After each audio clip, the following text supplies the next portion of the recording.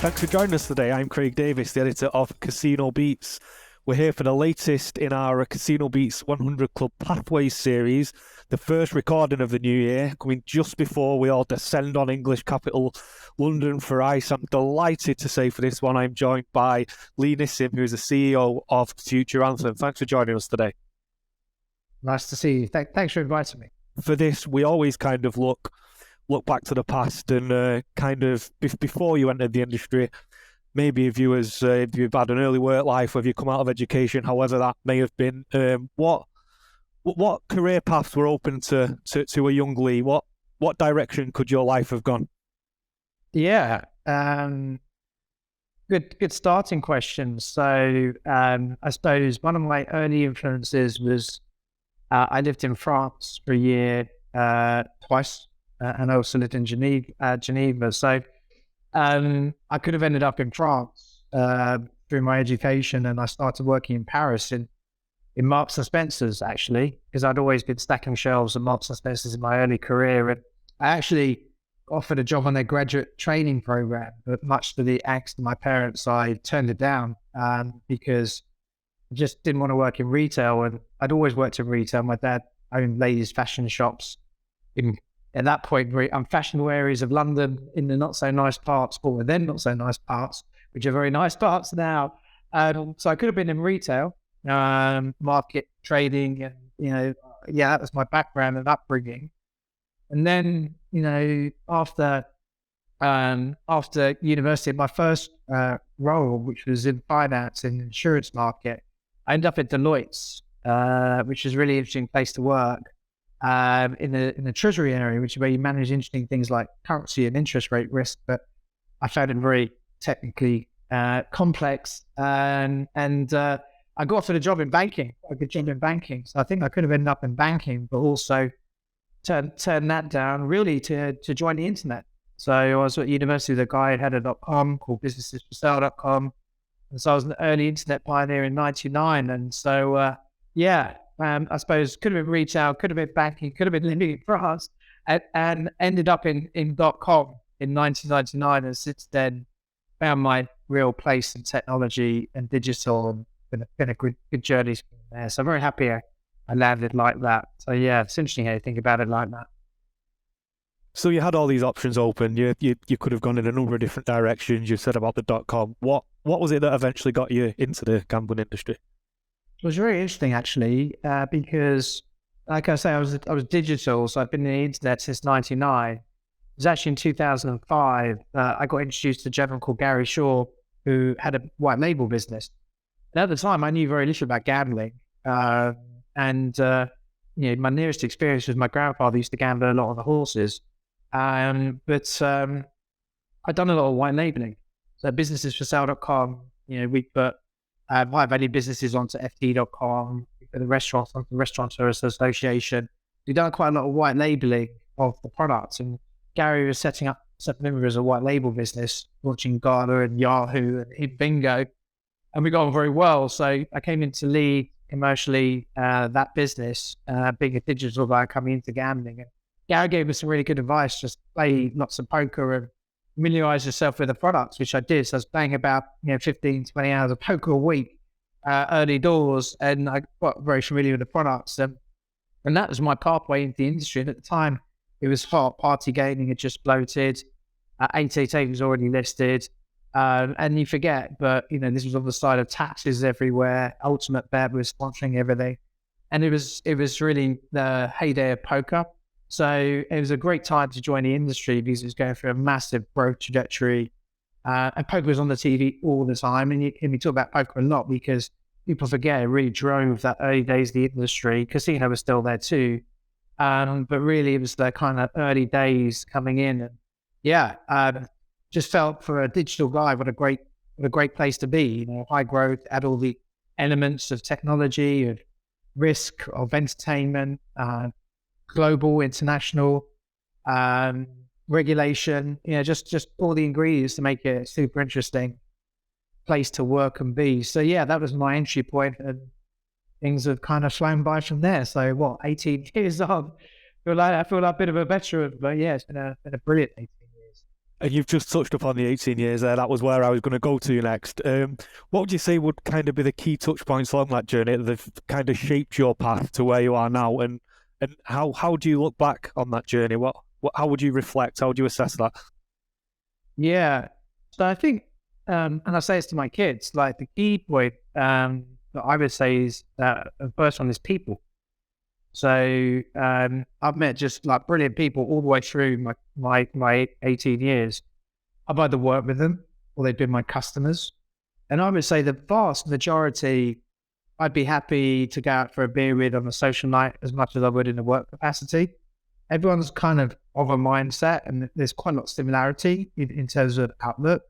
And I've always enjoyed that. So it's been really a privilege to lead some of the industry's biggest and best, like IGT's digital business and SG's digital business.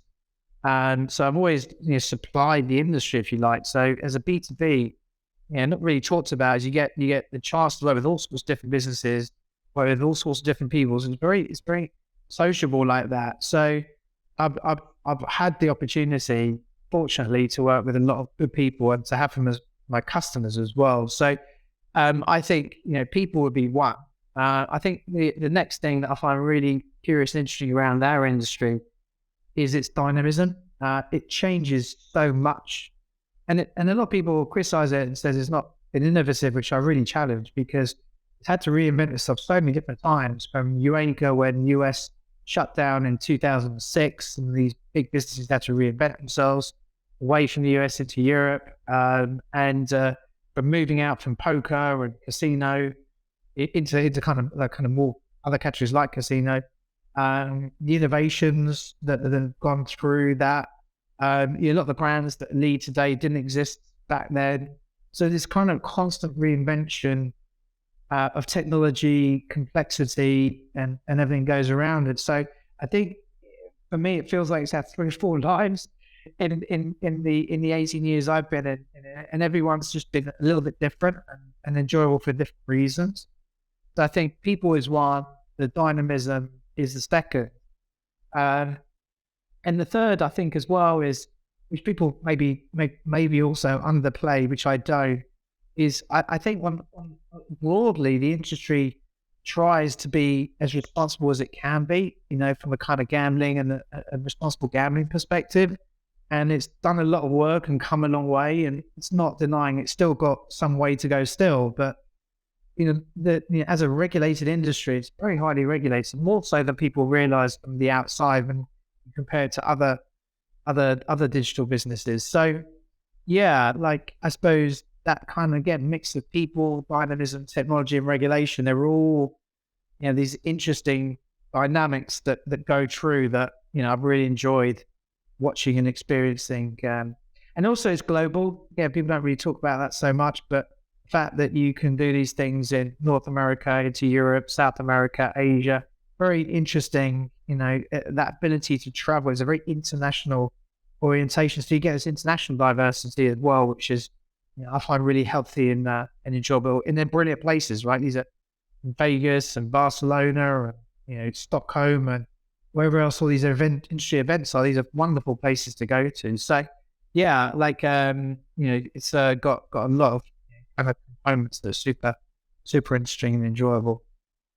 To build off that, 2 key points. We've touched upon your length of time in the industry. You've just touched upon the dynamism of the industry, how quick things move, how quick things change. What I'd like to ask you now is, during your time in the industry, what would you say have been the kind of key significant changes, maybe both for the better and the worse? I remember being at one conference, I don't remember exactly where it was, but I remember the room, there's like 500 people in the room, with the broadcast. I think his gentleman's name was Peter Dix, who'd been arrested, and the interview was in his prison cell. And you're like, so exactly, public companies had been arrested in Belgium and North America. And this was very start, 2006, when the US brought down the wall. I remember another time when you logged into pokerstars.com and it said this domain has been seized by the FBI. I mean, like, the PokerStars to recover from that by number 2, full tilt, and become the global company it was, and still get sold successfully. It's just mind blowing. Wouldn't happen in any other industry. So, they're kind of a couple of key notable points. And Also, I remember when Evolution was just starting in 2007, when, the guys there were just kind of touting it around as, new technology. And now look at Evolution, one of the by far industry's leaders, creating a whole new category of live dealer from almost from nothing, like a few entrepreneurial guys, amazing. Or the advent of mobile. People, again, in 2012, when I was at IGT, mobile was old technology, like it was like JavaScript gang, and HTML5 didn't exist. And we launched HTML5 in 2014 odd, and the idea of having like omni-channel games, you had to do one in Flash and one in HTML5. Now it's like HTML5 everywhere. The introduction of in-play, right? In-play sports betting and creating explosive growth for sports books, the ability to bet on actual live markets when you're watching a sports match. There's again, I come back to this key theme of innovation, right, and dynamism, which is again I'm pushing really hard against those that say this industry doesn't do enough to innovate. I can honestly point to up to 10 monumental moments when either companies or parts of the industry have had to totally transform themselves in light of regulations or technologies, and they have. But market share may have been rewritten to this kind of newer entrants or different kind of leaders or parties, those have adopted early, but it absolutely has rewritten itself a number of times. Again, I think that's one of the key reasons I've stayed in, as well as the people, is this ability to constantly change and innovate relatively quickly, because these are really complex financial systems, these businesses. And so even unlike other subscription businesses like Spotify and, maybe Uber to a point, right? But the amount of micro financial transactions that are happening every single second on the spin of a slot machine or a hand of a poker or a bet in play, these are highly, highly complex systems. So, I would say, there's some of my call outs that, no one should underplay the level of change and technology and innovation that's occurred in the industry. I'm sure will continue to occur as well. Absolutely. So let's kind of change track a little bit. Future Anthem, as I mentioned, the second participant on this from the company who had Chris Conroy last year. There's been a number of developments for yourselves since then. Series A funding round, developments in the US, operator launches, new hires. I think I've seen Workforce Driver, words to that effect, from yourself several times over the last few months. How significant were these for yourselves in the last year, but how does it place Future Anthem now to attack 2023 and beyond? Oh, like just amazing. Coming